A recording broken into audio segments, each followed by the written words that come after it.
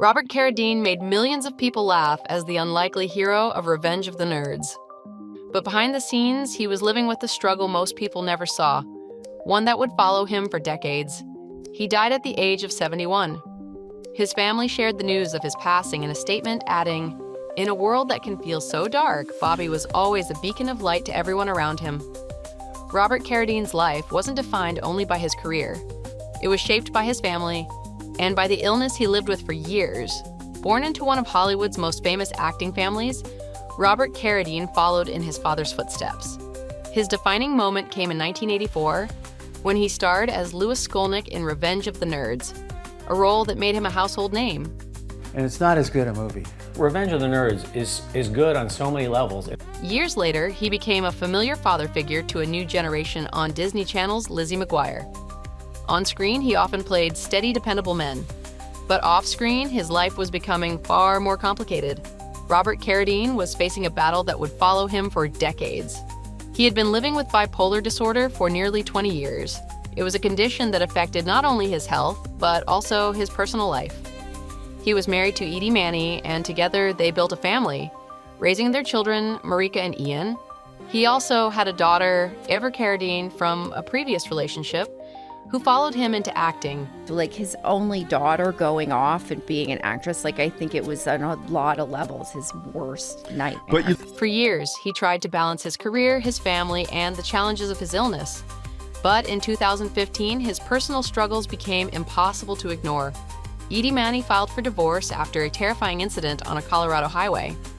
In court documents, she described a moment that revealed just how serious his illness had become. According to People magazine, Edie said Robert had confessed to me and our 2 children that he deliberately drove into the truck to kill us both. About this horrible traffic accident you had. Oh, that. Yeah, that was a bad one. The moment revealed just how serious his condition had become. It wasn't the public image people knew. It was a reminder of the private battle he had been fighting all along. And yet, through it all, his family remembered something else. Not the illness, but the man himself. His family described him as a light in dark moments, a father, a brother, and a grandfather who left a lasting impact on the people who loved him. Just days ago, another star, Eric Dane, passed away at 53 following his own public health battle with ALS, a reminder that behind the fame and characters we remember are real people facing real challenges. My dominant side, Is your right side? yeah, my left side is functioning. My right side is completely stopped working. His family confirmed that Eric Dane died on February 19, 2026, and said he was not alone. He spent his final days surrounded by the people he loved most. With heavy hearts, we share that Eric Dane passed on Thursday afternoon following a courageous battle with ALS. He spent his final days surrounded by dear friends, his devoted wife, and his 2 beautiful daughters, Billy and Georgia, who were the center of his world. I mean, I really, at the end of the day, just all I want to do is spend time with my family and work a little bit if I can. His family also thanked fans for their support, saying Eric adored his fans and was grateful for the love shown to him throughout his career and illness. They asked for privacy as they mourned his loss. Tributes from Eric Dane's friends and colleagues began appearing almost immediately. Many of the messages came from his Grey's Anatomy co-stars, who had worked closely with him during one of the most important chapters of his career. Kevin McKidd, who played Dr. Owen Hunt, shared a brief but heartfelt message, writing, "Rest in peace, buddy." Actress Sarah Drew, known for her role as Dr. April Kepner, also honored him, posting a tribute that simply read, "Rest in peace." Kim Raver, who portrayed Dr. Teddy Altman, remembered him as someone unforgettable, writing, "Eric was a light." Beyond Grey's Anatomy, tributes came from colleagues and friends across his career. Actress Alyssa Milano, who worked with Dane on Charmed, reflected on his presence and personality in a deeply personal message. She wrote, "I can't stop seeing that spark in Eric's eye right before he'd say something that would either make you spit out your drink or rethink your entire perspective. My heart is with the people who were lucky enough to be his home." Euphoria creator Sam Levinson said he was heartbroken, adding, "Working with him was an honor. Being his friend was a gift." His Valentine's Day co-star Ashton Kutcher also honored him, writing on Ike's "Miss You, buddy. Let's keep fighting the fight to solve ALS." For those closest to him, he was more than an actor. He was a husband, a father, and a friend whose loss is deeply felt. Just before remembering Robert Carradine's struggle with bipolar disorder and mourning the recent loss of Grey's Anatomy star Eric Dane to ALS, the entertainment world was struck once again. James Van Der Beek, the beloved Dawson's Creek actor, died at 48 after a battle with cancer, leaving behind a legacy of iconic roles and a young family. James Van Der Beek, the teenage heartthrob who defined an era of television, has died at just 48 years old. For millions of fans, he will always be Dawson Leary, the wide-eyed, earnest 15-year-old dreamer from Dawson's Creek who grew up on the screen over 6 seasons and somehow grew up with us.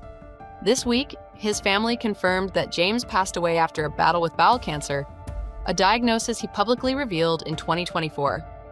And what makes this loss even more heartbreaking is how open he had been about the reality behind it. Van Der Beek wasn't just fighting cancer. He was also confronting the enormous financial strain that often comes with long-term medical care, something people don't usually associate with Hollywood names. Shortly after announcing his diagnosis, he began auctioning off memorabilia from Varsity Blues, the film where he played the iconic high school quarterback. He later auctioned pieces from Dawson's Creek as well.